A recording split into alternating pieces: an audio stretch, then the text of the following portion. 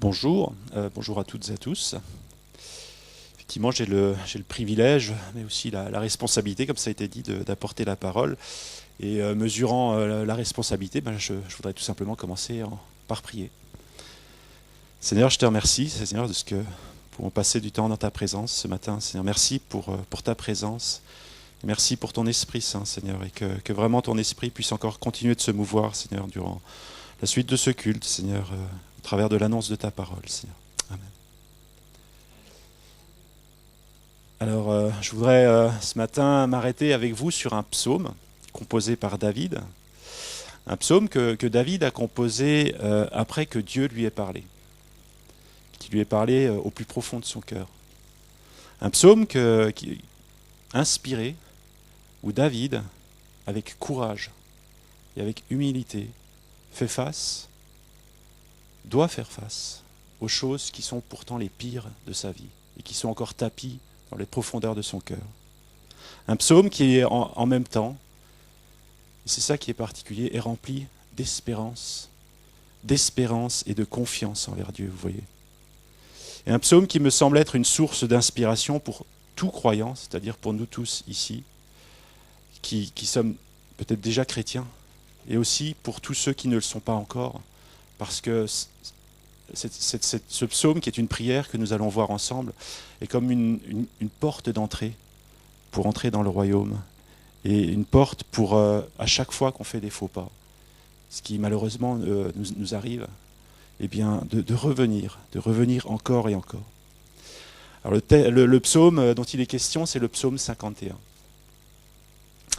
Et avant de vous le lire de manière un peu commentée, verset par verset, je voudrais simplement resituer le contexte de ce psaume. Parce que si on ne mesure pas le contexte, on ne peut pas mesurer la profondeur de ce qui est exprimé dans ce psaume. Et le contexte, vous pourrez le lire vous-même, je ne vais pas le lire ici, ce serait trop long, mais vous pourrez le lire dans 2 Samuel, les chapitres 11 et 12. Donc je vais simplement vous le relater. Donc Israël est en guerre contre les Ammonites. David est roi. Il se trouve que, contrairement à son habitude, dans cette bataille contre les Ammonites, David ne va pas au front avec son armée comme il a l'habitude de le faire, mais il reste dans son palais. Il envoie Joab et l'armée, et lui reste là, et il est un peu désœuvré. Le soir, alors qu'il est justement désœuvré, qu'il se promène sur la terrasse de son palais, en regardant, vous voyez, comme on pourrait le faire, enfin je veux dire, simplement en regardant le paysage, etc., il se trouve que là, au pied du palais, quelque part, un endroit où il peut voir depuis son palais, eh bien, il voit une femme qui est en train de se baigner, qui est en train d'accomplir le rituel de purification demandé par la loi de Moïse, et qui se baigne là. Il se trouve que, aux yeux de David, cette femme est d'une très grande beauté.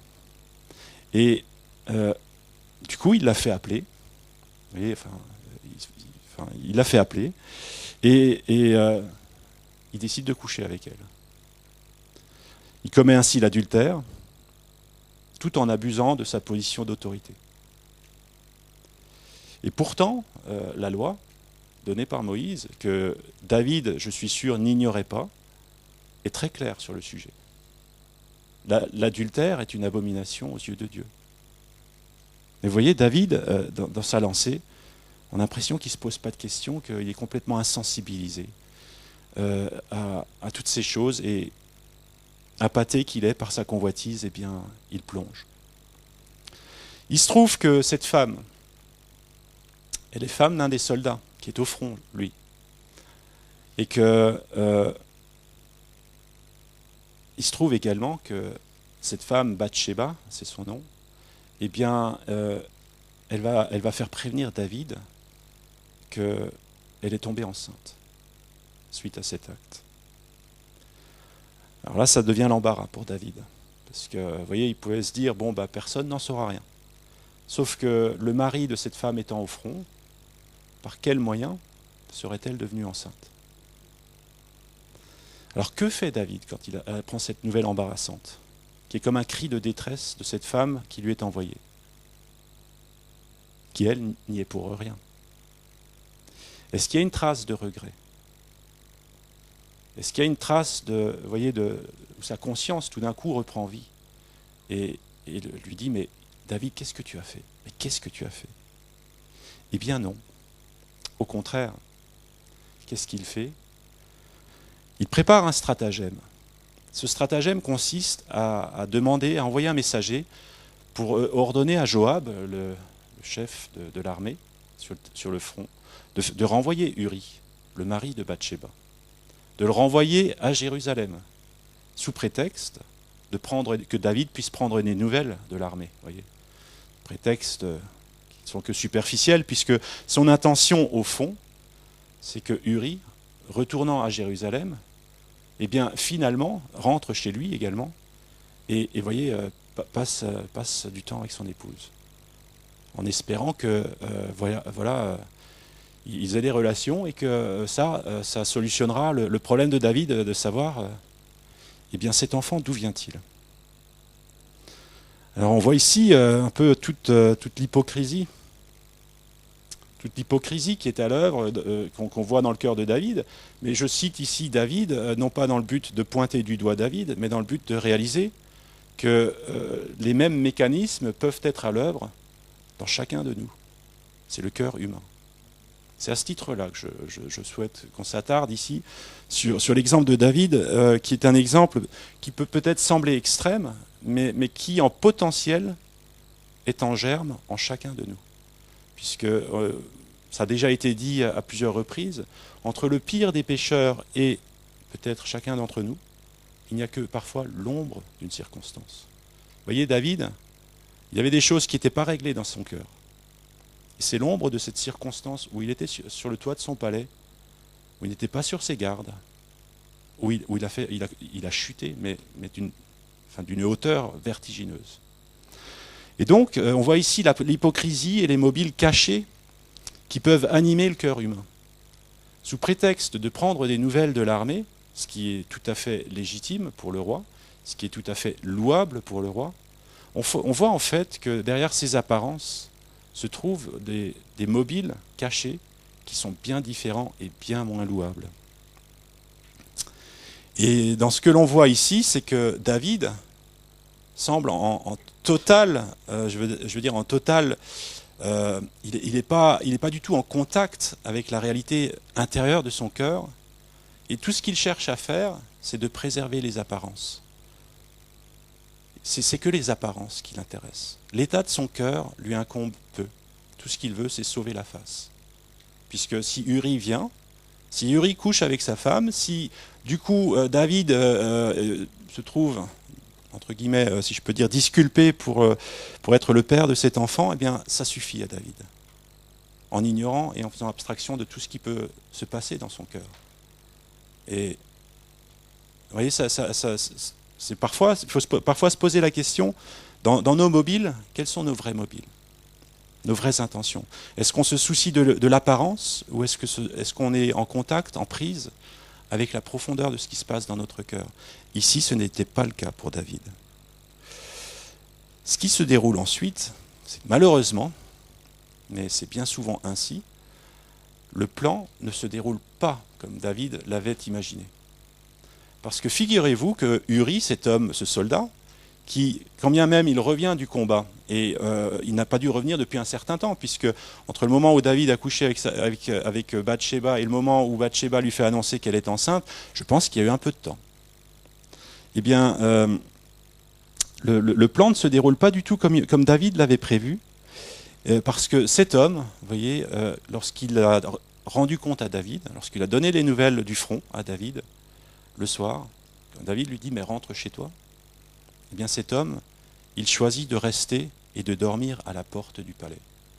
Pourquoi? En solidarité avec ses frères qui sont sur le front, qui se battent et qui dorment sous les tentes et qui ne sont pas chez eux. Vous voyez cette intégrité qu'il a. Et cet homme ajoute eh bien, aussi en solidarité avec l'Arche de l'Alliance, qui elle aussi est encore à cette époque-là dans une tente. On voit un peu le caractère de cet homme, l'intégrité de cet homme, Uri, ce soldat, qui n'est pas n'importe qui. Alors David, contrarié dans son plan, eh bien, Que fait-il? Au lieu de s'arrêter sur son chemin qui l'emmène, qui le tire vers le bas, cette pente mais glissante qui va à une vitesse vertigineuse, eh bien, il manigance une autre manipulation. Il réinvite Uri au palais, avec cette fois-ci l'objectif de l'enivrer, de le faire boire. Donc je suppose que David a dû s'enivrer avec lui pour l'accompagner dans cet épisode, vous voyez, il recule devant rien. Et en se disant, mais certainement ça va émécher un petit peu son intégrité, cette dose d'alcool. Eh bien non. Uri, ce soir-là encore, après un moment que j'imagine d'une jovialité, en apparence, une jovialité très, très importante, pour que David puisse le faire boire, eh bien Uri dort à nouveau devant les portes du palais, sans rentrer chez lui. Et c'est alors qu'il y a une mécanique froide et terrible qui se met en marche. Cette mécanique froide et terrible, c'est que David, qui vient de passer un instant dans les apparences joviales, vous voyez, amicales, comme si c'était deux personnes qui s'appréciaient beaucoup, David, le lendemain de cette soirée, va écrire un mot à l'attention de son général, Joab. Il va renvoyer Uri sur le front, et ce mot va préciser, ce message va préciser, Joab, je veux que Uri meure. Je veux que Uri meure. Tu te débrouilleras, tu le mettras sur les avant-postes, tu créeras une occasion pour qu'il y ait une bataille où il va mourir. Vous voyez, la mécanique, c'est incroyable. C'est incroyable. Et tout ça pour couvrir et pour sauver les apparences. Et effectivement, c'est ce qui se passe. Le message arrive à Joab. Joab déclenche une attaque contre la ville fortifiée des Ammonites. Il place Uri au front. Ils attaquent un endroit délibérément où Joab savait qu'il y avait des hommes forts qui défendaient la ville. Et plusieurs tombent avec Uri. Plusieurs meurent et Uri meurt. Il s'en résulte que Bathsheba, lorsqu'elle apprend la nouvelle, eh bien, elle mène le deuil. Et à la fin du deuil, David la prend cette fois-ci comme femme. Vous voyez à quel point c'est allé loin, cette histoire, et à quel point, dans une logique de de sauver les apparences, eh bien, David est allé loin. Bien sûr, ce n'est pas le passage où on trouve le meilleur aspect de David. Mais la Bible, vous voyez, elle montre les bons et les moins bons côtés, dans le but parce que toutes ces choses ont été écrites pour notre instruction. Ce n'est pas simplement comme une information, comme on lirait les faits divers dans le journal, vous voyez que ça a été écrit. Ça a été écrit pour nous renseigner sur ce qui se passe au-dedans de nous. Et cette histoire nous montre essentiellement, vous voyez, combien le cœur de l'homme peut être dur, peut être insensible, tortueux. Elle nous illustre jusqu'à quelle extrémité le cœur humain est prêt à aller pour justement, comme je vous le disais, sauver les apparences, pour essayer de se justifier. Ici, David l'a fait au travers de moyens, mais je n'ai pas besoin de les commenter, qui sont répréhensibles à souhait. Mais cette même attitude, elle est tapie dans le cœur de chacun d'entre nous. Pour certains, ça se traduit par la religiosité, vous voyez. On essaie de se justifier par soi-même, mais le fruit est quand bien même en apparence il est différent, mais le résultat ultime, c'est le même, c'est la mort. Tant de choses qui peuvent nous tenter pour essayer de sauver les apparences. Et en ce qui concerne David, ce qui lui est arrivé, eh bien, je trouve que c'est parfaitement résumé dans ces versets que Jacques, plus tard, écrit. Il ne les écrit pas au sujet de David, mais ça illustre très bien ce qui s'est produit dans la vie de David. Dans Jacques, le chapitre 1er, les versets 14 et 15.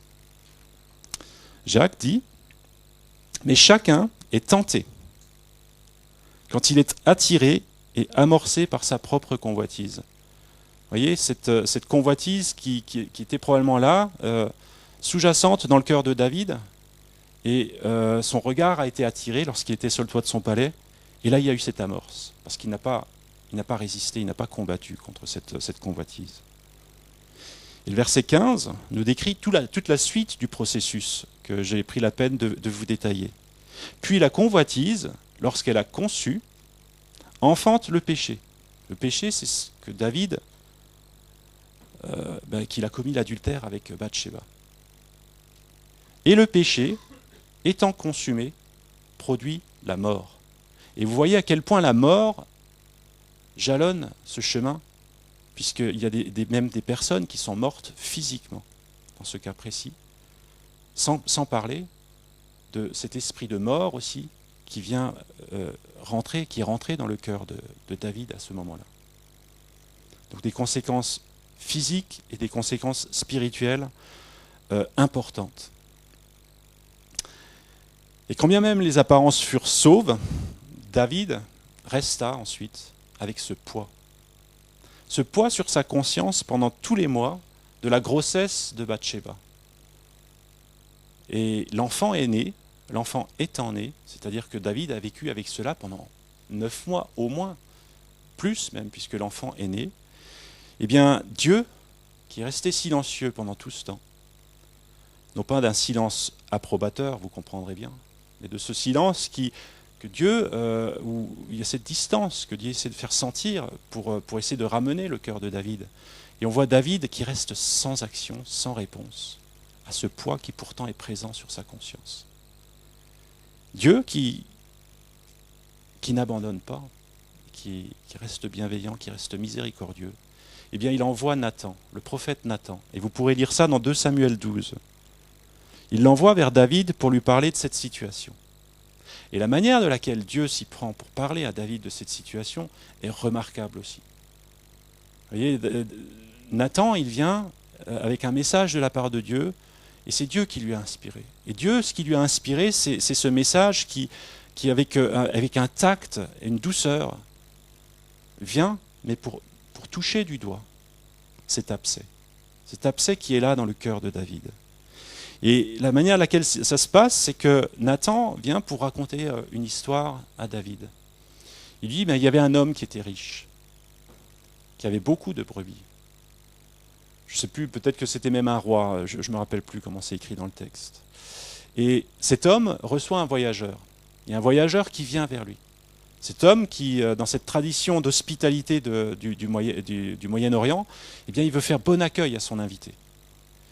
Et alors, au lieu de prendre une brebis dans son cheptel, une des nombreuses brebis qu'il ne connaît pas d'ailleurs, enfin qui n'ont pas de valeur particulière à ses yeux, eh bien, au lieu de prendre une de ces brebis-là, cet homme, il va prendre une brebis chez un habitant qui habite à côté, qui n'a qu'une seule brebis.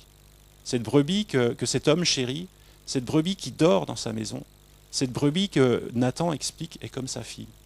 Et c'est cette brebis-là que cet homme prend pour la tuer et pour la donner pour accueillir cet invité. Là, David n'en peut plus lorsque Nathan lui explique cette situation. Il lui dit, mais cet homme, il mérite la mort. Vous voyez la réaction catégorique de David qui porte un jugement sur cet homme. Et là, Nathan lui dit, mais cet homme, c'est toi. Imaginez, David, à ce moment-là, c'est comme un électrochoc. Il y a quelque chose qui, dans sa conscience, est comme électrochoqué. Et il réalise, tout d'un coup, ses yeux s'ouvrent sur l'ampleur, sur la gravité de ce qu'il a fait. Et vous voyez la manière de laquelle Dieu s'y est pris pour lui parler et pour l'amener jusqu'à là. Et là, le cœur de David est touché à vif. Il est touché à vif. Autant pendant tout ce temps, les mois qui précédaient, il a vécu, il s'est accommodé un petit peu de ce poids sur sa conscience. Il sentait bien que ça tournait par rond, que ça clochait. Mais il n'était pas travaillé dans son cœur au point de, vous voyez, d'être comme cet électrochoc, cette prise de conscience. Et lorsque Dieu lui a parlé au travers de Nathan, il y a cet électrochoc, cette prise de conscience, où tout d'un coup, oui, les choses, il arrive à les mettre en perspective. Tout d'un coup, il saisit la profondeur de là où il est tombé. Et c'est dans ce contexte-là que David écrit ce psaume qu'on va à présent lire verset par verset. Le psaume 51. On va lire les 2 premiers versets. Au chef de chœur, psaume de David, lorsque le prophète Nathan vint à lui après que David fut allé vers Bathsheba. Ô Dieu, fais-moi grâce, selon ta bienveillance, selon ta grande compassion, efface mes crimes. Vous voyez, David ici, qui pourtant est roi, il est roi d'Israël, il est un personnage important, il a accompli des exploits pour l'Éternel, pensez à Goliath, pensez à toutes les victoires qu'il a remportées jusqu'à présent, pensez aussi aux souffrances qu'il a endurées pour rester droit vis-à-vis de l'Éternel en toute la période qui a précédé le fait qu'il soit roi, lorsqu'il n'a jamais porté la main contre Saül, et il ne l'a jamais fait parce qu'il reconnaissait que Saül, c'est loin de l'Éternel. Et il a fait des grandes choses, David. Mais lorsqu'il s'approche de Dieu dans cette circonstance, il n'avance aucune de ces choses-là. Il ne vient pas avec aucune des choses qui, à ses yeux, auraient pu sembler être des mérites, voyez, des mérites quelconques. Il vient à visage découvert, si je peux dire, c'est-à-dire sans essayer de louvoyer, mais il vient tel qu'il est. Il sait que la seule chose sur laquelle il puisse compter pour faire face à cette faute, eh bien, c'est rien qui vient de lui, mais ce n'est que Dieu. Ce n'est que la miséricorde de Dieu. Ce n'est que la compassion de Dieu. Ce n'est que la grâce. Et c'est ces mots que l'on trouve. Fais-moi grâce selon ta bienveillance, selon ta grande compassion. Vous voyez, son regard, il est tourné intégralement vers Dieu. Il n'est pas tourné vers lui à cet instant précis pour dire mais qu'est-ce que je peux utiliser pour essayer d'enjoliver ma situation, pour essayer de m'approcher de Dieu, pour essayer d'acheter quelque chose. Non, il n'est plus du tout dans cette logique. Et il réalise qu'il n'a rien qu'il peut présenter devant Dieu, si ce n'est de compter sur la grâce, la miséricorde, la compassion, la bienveillance de Dieu. Et en même temps qu'il y a ça, il y a aussi cette conviction que c'est Dieu seul qui a ce pouvoir d'effacer son crime. Efface mes crimes, efface mes transgressions. C'est cette attente-là qu'il a envers Dieu. Et vous voyez, dans la manière de laquelle il s'approche de Dieu, donc on voit comme cette nudité, il vient comme nu, si vous voulez, devant Dieu, sans aucun apparat, sans aucune gloire humaine, sans rien. Mais il y a aussi cette conviction profonde de la bonté, de la miséricorde, de la grâce qui se trouve en Dieu. Et cela pose la question, mais lorsque nous approchons de Dieu, quelle est l'image que nous nous faisons de Dieu ? Et si David avait imaginé Dieu Père Fouettard à cet instant précis, je ne pense pas qu'il aurait fait appel à la compassion, à la miséricorde, à la bienveillance de Dieu. Bien sûr, Dieu n'était pas content avec David. Bien sûr, Dieu était en colère avec ce péché. Mais pas de cette colère qui efface toute la bienveillance, qui efface toute la bonté, qui empêche Dieu de faire grâce lorsque le pécheur vient à lui. Et est-ce que j'ai cette assurance que je peux venir vers Dieu pour obtenir le pardon de mes péchés ? Comme David l'avait à cet instant précis. Et vous voyez la gravité de la faute de David. Et David en avait profondément conscience. Et c'est ce qui lui donne la force, le courage d'aller dans la présence de Dieu. On passe au verset suivant où David, cette fois-ci, dit « Lave-moi complètement de ma faute et purifie-moi de mon péché, car je reconnais mes crimes et mon péché est constamment devant moi. » J'aimerais souligner ici le fait que David dise « Je reconnais mes crimes ». L'œuvre du Saint-Esprit consiste à convaincre de péché, de justice, de jugement. Et vous voyez, pendant toute cette période de temps, entre le moment où il a commis cet acte répréhensible, le moment de la naissance de l'enfant, jusqu'à ce que Nathan vienne le voir, eh bien, David n'a pas reconnu son crime. Il est resté, mais avec sa conscience qui le travaillait sans doute, ou il essaye de l'étouffer, il essaye de s'accommoder de ces choses, mais il a résisté, vous voyez. Il a résisté au Saint-Esprit, qui lui disait pourtant, mais ce que tu as fait là, c'est devant Dieu, ça ne va pas, il faut le régler. Pendant tout ce temps, il n'a pas reconnu, il a essayé de cacher Et vous avez vu de quels moyens il a essayé de le cacher d'ailleurs. Et ensuite, il a vécu avec tout ça. Et là, on voit que le Saint-Esprit a fait son œuvre. David ne s'esquive plus. Il n'essaye plus de cacher. Il n'essaye plus de couvrir. Il ne s'intéresse plus à l'apparence. Mais il reconnaît. Je reconnais mes crimes. Et ça, vous voyez, c'est un changement radical qui permet l'espoir. Tant qu'on n'en arrive pas là, eh bien, je dirais, il ne peut pas y avoir de repentance. Et c'est un point clé de reconnaître. Et dans Jésus, lorsqu'il parle, il donne une image qui, je trouve, est très parlante ici. Dans Jean 3, versets 19 à 21, Jésus explique la chose suivante. Il dit « La lumière étant venue dans le monde, les hommes ont préféré les ténèbres à la lumière parce que leurs œuvres étaient mauvaises. Car quiconque fait le mal est la lumière et ne vient point à la lumière, de peur que ses œuvres ne soient dévoilées. » Et ça, c'est l'attitude que David avait pendant toute la période qui précédait. Il essayait de cacher. Sa conscience, pourtant, lui parlait clairement. Mais il ne venait pas à la lumière. Il est resté dans les ténèbres. Et là, maintenant, lorsqu'il dit « je reconnais mes crimes, je reconnais mon péché », eh bien, il y a ce changement qui a eu lieu en lui. Au verset 21, « Celui qui agit selon la vérité vient à la lumière, afin que ses œuvres soient manifestées, parce qu'elles sont faites en Dieu. » Et l'œuvre ici manifestée, c'est l'œuvre du Saint-Esprit qui a convaincu David. Et David, quand bien même il a péché, au plus profond de son cœur, il avait quand même cet amour de Dieu. Et Dieu a pu utiliser cet amour qu'il avait placé dans le cœur de David pour que, vous voyez, mais avec le temps, il y a comme eu un combat gigantesque dans le cœur de David et qui, sans doute, a fait rage ou fera rage encore dans nos vies, et dans lequel il nous faut savoir qui est notre Dieu. Et il nous faut choisir de venir à la lumière lorsque Dieu nous appelle, lorsque la lumière de Dieu vient. Et il n'y a plus ici ce mouvement de recul de la part de David, ce mouvement où il serait tenté de rester dans l'ombre, dans les ténèbres. Mais il s'avance, parce que la lumière, cette fois-ci, il a touché. Il s'avance, il sort de l'ombre pour venir à la lumière en disant « mais je reconnais mes transgressions ». Et cela demande une profonde honnêteté de cœur et un réel courage, un amour authentique de la vérité. On peut se poser la question, est-ce que je suis en train de me débattre, de me défendre, de me justifier lorsque le Saint-Esprit veut me parler et veut me montrer dans mon cœur ce qui attriste Dieu?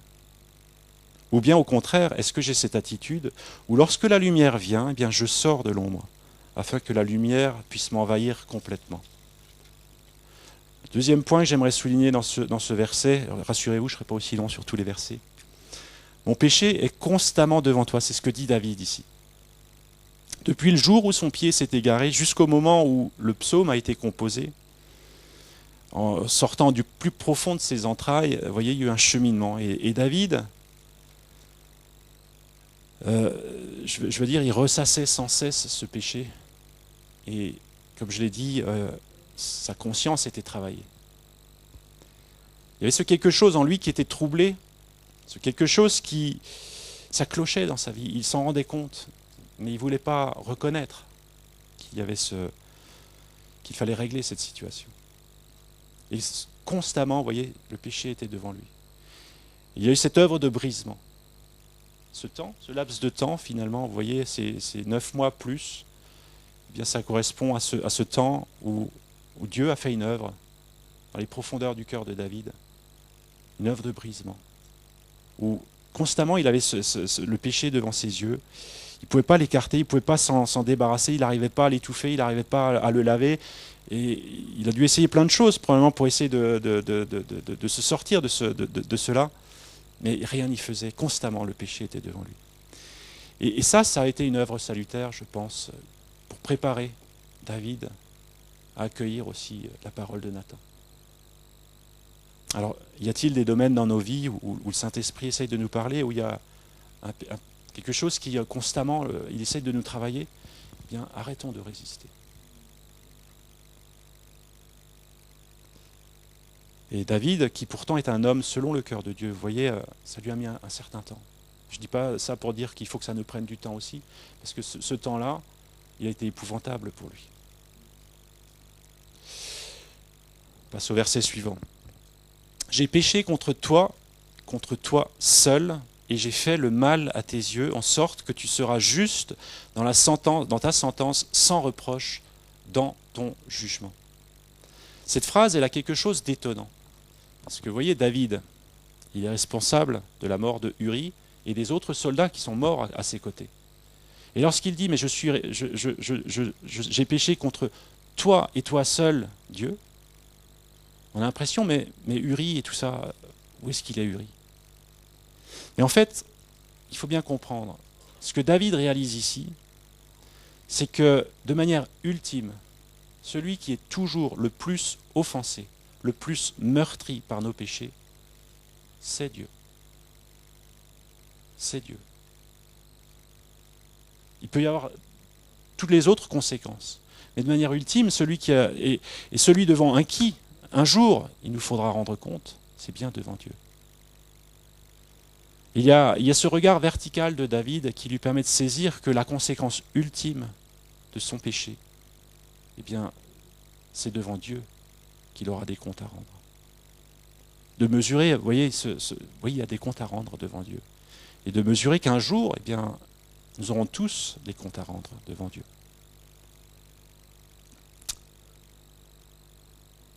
Voici, je suis né dans la faute, et ma mère m'a conçu dans le péché. Alors, on ne connaît pas tous les détails qui entourent la circonstance de la naissance de David. Certains y voient comme une ombre qui aurait existé ici. Quoi qu'il en soit, je crois qu'en premier lieu, ce que David réalise ici, c'est qu'il fait ce constat qu'il y a en lui une nature pécheresse qui est à l'œuvre, la chair, qui coexiste, si vous voulez, avec la nature nouvelle, celle que Dieu a placée en lui. Parce que le roi, dans l'Ancien Testament, était oint, c'est-à-dire qu'il avait reçu le Saint-Esprit.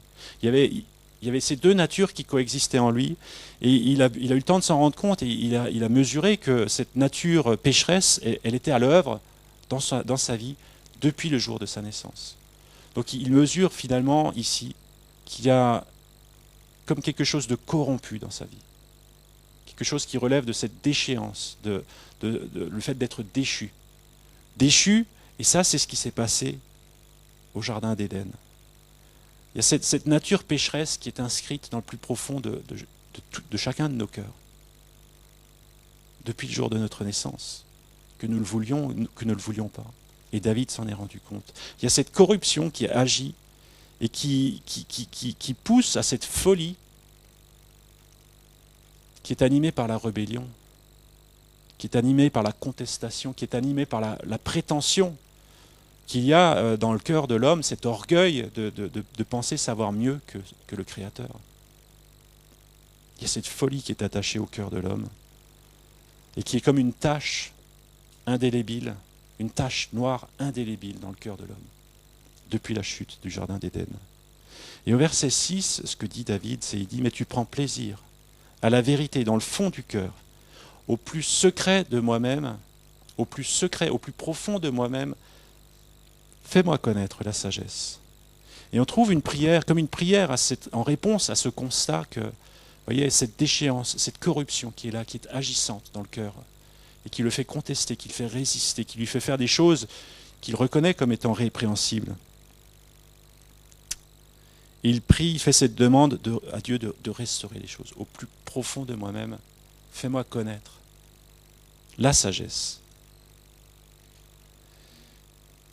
Le plus profond de son cœur, c'est le plus profond de notre cœur, c'est là où se trouvent tous les ressorts de la vie, là où se trouvent toutes les sources.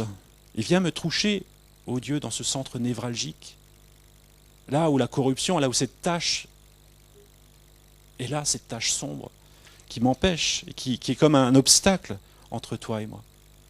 Viens me toucher là. Et fais pénétrer en moi la sagesse, non pas cette sagesse humaine qui est encore comme une résistance à Dieu, vous voyez, parce que la sagesse humaine, elle ne comprend pas les choses de Dieu. Mais de cette sagesse divine qui apporte la vie. viens déposer au plus profond de mon cœur la vie. Et ailleurs, dans la Bible, il est écrit que le commencement de la sagesse, eh bien, c'est la crainte de l'Éternel. Parce que David prie, mais viens déposer la sagesse, viens me faire connaître la sagesse au plus profond de mon cœur. C'est cette demande aussi de viens m'apprendre à te craindre, à te révérer, à te révérer, à t'honorer. Et avoir cette sainte crainte de Dieu, crainte qui justement est animée par cette profonde révérence, et qui au lieu de brandir le poing, ou au lieu vous voyez, d'être orgueilleuse devant Dieu, eh bien s'incline. Cette révérence qui s'incline devant Dieu. Et qui redonne la place d'honneur à Dieu. Qui redonne la place d'honneur à Dieu, celle qui lui revient. Et lorsque Dieu a sa place, eh bien les choses ensuite reprennent aussi redeviennent comme Dieu les voulait. Et ça, c'est une prière que je chéris particulièrement à titre personnel. Purifie-moi avec l'hysope et je serai pur.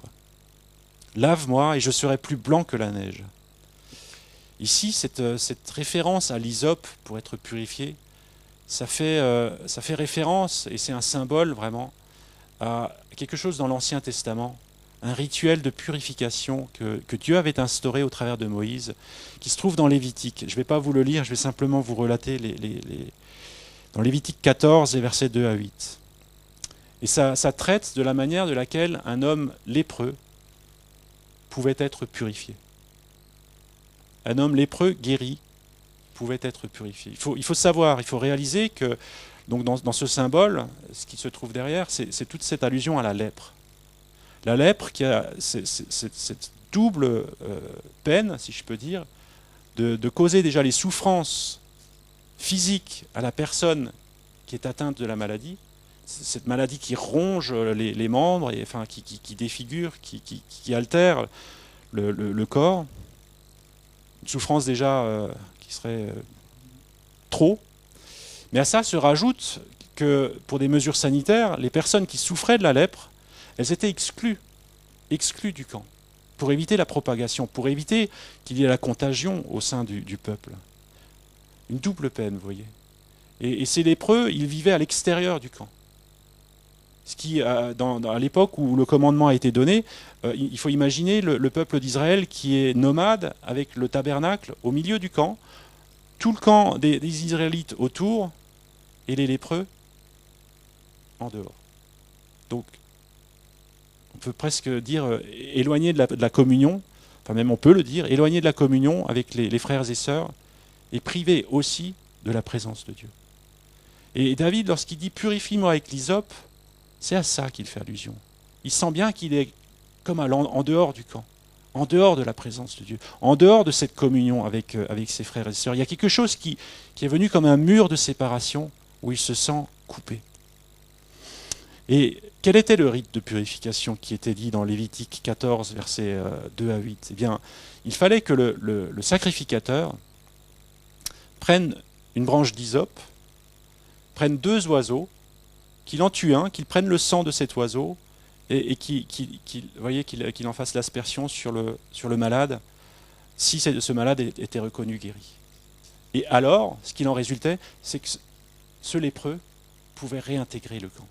Il pouvait retourner au milieu du camp. Et ça veut dire 2 choses. Ça veut dire qu'il fallait que le sacrificateur sorte du camp. Ce n'est pas le lépreux qui pouvait entrer dans le camp. Il n'y a que le sacrificateur qui pouvait sortir du camp pour aller vers le lépreux. Le lépreux, il n'était pas accepté qu'il entre dans le camp. Il ne pouvait pas entrer en l'état. Et ça nous parle de Jésus. Jésus qui est sorti du camp. Qui est sorti du camp, c'est-à-dire qu'il a quitté le ciel de gloire pour venir à notre rencontre. Nous qui étions privés de sa présence, de la présence de Dieu. Nous qui nous étions, au travers du péché, comme exclus, qui étions en dehors du camp, en dehors de la présence de Dieu. Jésus, il a fait tout ce chemin. Il est sorti du camp, comme ce sacrificateur, pour venir nous offrir la possibilité d'être purifiés. Et ça parle aussi de sang, justement. Et le sang, c'est le prix que cela a coûté. Jésus a été ce sacrificateur qui n'est pas simplement sorti du camp avec le sang d'un oiseau. Il est sorti du camp et a offert son propre sang. Et dans le Nouveau Testament, on retrouve cette allusion où Jésus, il a été crucifié en dehors des murs, en dehors de la ville, en dehors du camp, à Jérusalem, le jour de sa crucifixion.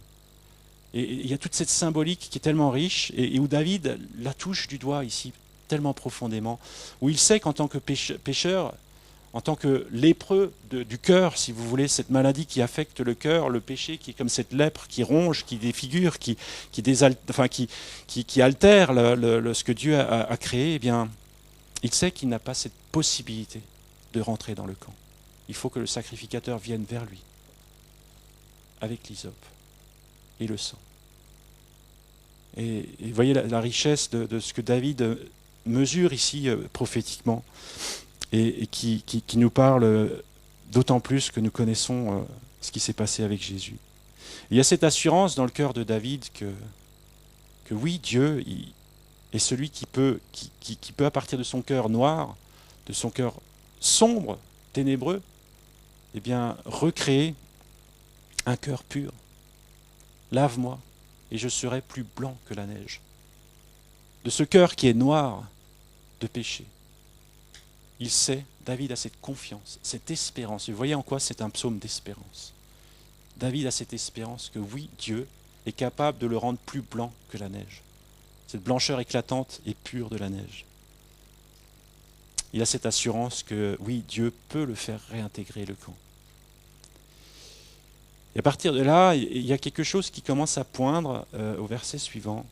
Annonce-moi l'allégresse et la joie, et les eaux que tu as brisées se réjouiront. Vous voyez, il y a la joie qui commence à sourdre comme un courant d'eau qui était enfoui, qui était disparu et au cœur d'un désert. Tout d'un coup, il y a comme cette source qui commence à sourdre, et il est question de joie à nouveau. Ces choses qui étaient tellement éloignées du cœur de David pendant tout ce temps. Tout d'un coup, il y a cette joie dont il est question ici. Et ça, c'est ce qui distingue la vraie repentance de simplement avoir des remords. Les remords ne nous amèneront jamais à expérimenter la joie. La vraie repentance, oui. Parce que dans la vraie repentance, on fait l'expérience du pardon. Dans la vraie repentance, on sait que Dieu, il est celui qui nous donne ce cœur pur. Et ça nous donne cette joie profonde. Une joie qui n'est pas éphémère, qui dépendrait simplement de circonstances ou de notre dernière acquisition. C'est ce genre de joie, vous savez, qui sont tellement passagères. Mais une joie qui est profonde, celle de se savoir pardonner, celle de se savoir accepter, celle de se savoir réintégrer dans le camp, et non plus à l'extérieur, à la périphérie du camp, loin de Dieu. Détourne ta face de mes péchés, efface toutes mes fautes. Ô Dieu, crée en moi un cœur pur, renouvelle en moi un esprit bien disposé. Prière encore renouvelée de détourner sa face de ses péchés adressés à Dieu, d'effacer tous ses péchés. Et cette prière de créer en lui un cœur pur. Il n'y a que Dieu qui peut faire ça. Il n'y a que Dieu qui peut faire ça. Et ce qui est fort, c'est que quel que soit l'état de notre cœur, au moment où nous venons à Dieu, quelle qu'en soit la noirceur, quelles qu'en soient les ténèbres, et c'est ça qu'il y a d'encourageant dans l'exemple de David, c'est que David est quand même allé loin dans son péché. Eh bien, il y a cette restauration possible. Et nous voyons dans la suite de la vie de David que cette restauration a eu lieu. Que ce n'était pas juste quelque chose pour entre guillemets, se donner bonne conscience. Non, c'est une expérience profonde que David a vécue et où Dieu l'a relevé. Et cette prière, ô Dieu, donne-moi un cœur pur, crée en moi un cœur pur, qui peut aussi nous accompagner et faire partie des prières que nous adressons à Dieu. Et cette prière, elle se trouve combinée avec, vous voyez, renouvelle en moi un esprit bien disposé. Et ça fait écho avec cette supplication de découvrir au plus profond de lui la sagesse, de connaître la sagesse au plus profond de lui. C'est-à-dire qu'il sent bien qu'il y a ces deux natures en lui, la nature nouvelle et la nature ancienne, qui coexistent dans son cœur et où il a besoin de sagesse pour ne pas donner cours à son ancienne nature. Renouvelle en moi un esprit bien disposé. Ô Dieu, aide-moi à toujours te dire oui. Que ma vie soit un oui à toute ta volonté. C'est ça qu'on peut comprendre derrière, renouvellement en moi un esprit bien disposé, c'est apprends-moi à toujours te dire oui et à dire non, si vous voulez, en effet miroir, aux choses de la chair, aux choses de l'ancienne nature. Mais à te dire oui. Et dans la mesure où on dit oui, naturellement on dira non aux choses de l'ancienne nature. Ça commence par ce oui. Ne me rejette pas loin de ta face, ne me retire pas ton Esprit Saint. Ici, c'est quelque chose qui me semble vraiment important, c'est que ne me retire pas ton Esprit Saint. L'Esprit Saint, c'est le souffle de vie de Dieu, que Dieu dépose dans nos vies, dépose dans nos cœurs. David a pu mesurer pendant tout ce temps où il a résisté que je pense qu'il a dû sentir quelque chose de la tristesse du Saint-Esprit en lui. Et il a conscience que si le souffle de Dieu, le souffle de vie lui est retiré, mais que lui restera-t-il ? Que lui restera-t-il ? Et il chérissait le Saint-Esprit en lui. Il le chérissait. Il avait cette conscience que si le Saint-Esprit venait à lui être ôté à cause de ses résistances, eh bien il était perdu. Il avait ce besoin de vivre la présence du Saint-Esprit. Et on voit dans la Bible d'autres personnages qui n'avaient pas cette sensibilité nécessairement. Samson, il ne s'est pas rendu compte que le Saint-Esprit l'avait quitté. David, il avait cette conscience, il avait cette sensibilité, que le Saint-Esprit était vraiment essentiel dans sa vie. Jésus, David, il lui a fallu plus de 9 mois pour capituler devant le Saint-Esprit. Jésus, à l'instant même où Dieu a détourné sa face, eh bien il a crié, mon Dieu, pourquoi m'as-tu abandonné ? C'était insupportable pour Jésus, vous voyez. Une seule seconde sans la présence de Dieu, c'était insupportable. Nous, parfois, nous nous contentons de rester si longtemps, et je m'inclus évidemment là-dedans, si longtemps à lui résister. Et David avait cette crainte que ne me retire pas ton Saint-Esprit. Ne me retire pas ton Saint-Esprit. Et ensuite, on voit à nouveau qu'il est question de joie. Rends-moi la joie de ton salut et qu'un esprit de bonne volonté me soutienne. La joie du salut. J'en ai parlé tout à l'heure, c'est cette joie profonde de se savoir pardonner, qui résulte de ce changement d'état où on se savait perdu et maintenant on se sait sauvé. Ce changement d'état foncièrement différent, vous voyez. On se savait perdu, sans solution, cette tâche indélébile, on ne savait pas quoi en faire. Et là, tout d'un coup, on sait qu'on est sauvé. On sait que Dieu a traité le péché dans nos vies. Et nous avons cette assurance au travers de l'œuvre de la croix. Une assurance, je dirais, tangible, que Dieu a tout fait pour que nous puissions être sauvés, à la condition que nous acceptions l'œuvre qu'il a faite, que nous la croyions. Et cette joie, elle est à la mesure de la grandeur du salut. Alors, non pas qu'il y ait un petit salut. Lorsque l'on parle de salut, de rédemption, il n'y a qu'un grand salut. Parce que, je veux dire, la différence qu'il peut y avoir entre, à nos yeux, un grand pécheur, un petit pécheur, c'est tout petit à l'égard de l'immensité de ce qui nous sépare de Dieu. C'est pour ça qu'il n'y a que des grands saluts.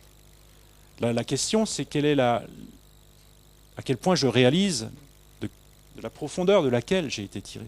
Et c'est ça qui fera qu'on vivra avec une joie plus ou moins grande, sans doute. Et David renouvelle encore cette prière de donne-moi un esprit de bonne volonté. Et ensuite, après la joie, on voit cette fois-ci une continuité. Vous voyez, il y a quelque chose qui a commencé dans les profondeurs du cœur de David, où il demande pardon, où il se repent. Du coup, il y a la joie qui refait surface, qui revient. Et avec cette joie, vient aussi le témoignage qui en découle. Et c'est ce qu'on trouve dans les versets suivants. « J'enseignerai tes voies à ceux qui se révoltent, et les pécheurs reviendront à toi. Ô Dieu, Dieu de mon salut, délivre-moi du sang versé, ma langue acclamera ta justice. Seigneur, ouvre mes lèvres et ma bouche proclamera ta louange. » Vous voyez, il est question d'enseigner à ceux qui se révoltent. Il est question de ma bouche acclamera la justice, donc la parole du témoignage, sa bouche qui parle. Et ma bouche proclamera ta louange, il est question de louange. Et ce que Dieu a fait, eh bien, c'est quelque chose qui ouvre comme une source. Et il y a cette joie, et cette joie débordante qui va jusqu'ensuite toucher le prochain. Et le témoignage que nous pouvons avoir, eh bien, chacun de nous, on a vécu, enfin ceux qui avons donné nos vies au Seigneur, eh bien, nous avons un témoignage qui probablement est différent de celui de David, mais nous avons un témoignage que nous pouvons rendre et qui peut justement aussi avoir cette vertu de pouvoir permettre à ceux qui sont encore dans la rébellion, dans l'état dans lequel David était avant, eh bien, de découvrir qu'il y a la grâce, qu'il y a une solution à leur situation. Et c'est ce que Paul explique dans 2 Corinthiens, où il dit que ceux qui ont été consolés, eh bien, ils peuvent consoler d'autres. Et ensuite, on va finir avec les versets suivants. « Car tu ne prends pas plaisir au sacrifice, autrement j'en donnerais. Tu n'agréais pas d'holocauste. Les sacrifices agréables à Dieu, c'est un esprit brisé. Un cœur brisé et contrit, ô Dieu, tu ne le dédaignes pas. » Et j'aimerais finir par ces versets qui nous rappellent que ce ne sont pas tant les sacrifices, je dirais, extérieurs, auxquels Dieu prend plaisir, bien même ils ont leur importance, mais ces sacrifices auxquels Dieu ne prend pas tant plaisir s'ils ne sont pas en adéquation avec ce qu'il y a dans notre cœur. Si ce n'est qu'une apparence, qu'une façade, ça n'a pas vraiment de valeur parce que Dieu, il s'intéresse au cœur. Et David, pendant tout un temps, vous voyez, il n'était pas en prise avec ce qui se passait dans son cœur et il s'est contenté des apparences. Et là, il était capable de faire des choses extrêmes dans le mal. Mais vous voyez, Dieu, ce qui l'intéresse, c'est ce qui se passe dans nos cœurs et que nos actes soient en adéquation avec ce qu'il y a dans notre cœur. Et le sacrifice qui est agréable à Dieu, c'est un esprit brisé, un cœur brisé et contrit, un cœur qui est dénué de toute prétention, un cœur qui est prêt à toujours reconnaître ses péchés, un cœur qui ne s'élève plus avec arrogance devant Dieu pour lui résister, un cœur qui s'attend à lui, qui s'attend à Dieu, avec cette simplicité d'un cœur d'enfant. Et je voudrais conclure avec ce verset dans Michée 6, verset 8.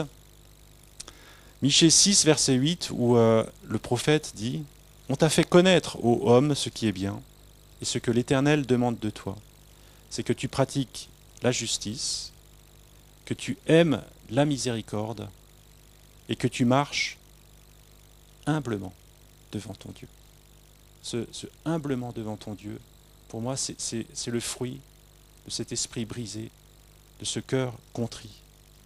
C'est le fruit de cela. Et David, ici, il demande, vous voyez, il a conscience de ça, et c'est ça qu'il veut offrir à Dieu. Ce cœur humble. Humble qui est à l'écoute. Humble où Dieu a la première place. Et non pas ses prétentions, ses pensées. On t'a fait connaître, ô homme, ce qui est bien. Et ce que l'Éternel demande de toi, c'est que tu pratiques la justice, que tu aimes la miséricorde et que tu marches humblement avec ton Dieu. Je vous invite à prier. Seigneur, merci pour ta parole. Seigneur, merci pour ce qu'elle nous enseigne. Seigneur, merci parce qu'elle nous révèle qui tu es, Seigneur.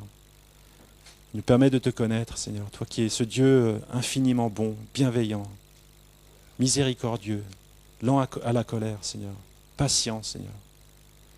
Merci parce qu'elle nous montre aussi le chemin, Seigneur, pour revenir à toi, Seigneur. Pour revenir à toi, Seigneur, et être restauré, Seigneur, dans notre relation avec toi lorsque nous nous éloignons de toi, qui nous montre aussi ce qui t'est agréable, Seigneur, ce qui est important pour toi, Seigneur, et que les choses qui sont importantes pour toi soient aussi importantes dans nos vies, Seigneur. Pardon pour toutes les fois, Seigneur, où il y a des résistances à ton Saint-Esprit, Seigneur, qu'il y ait vraiment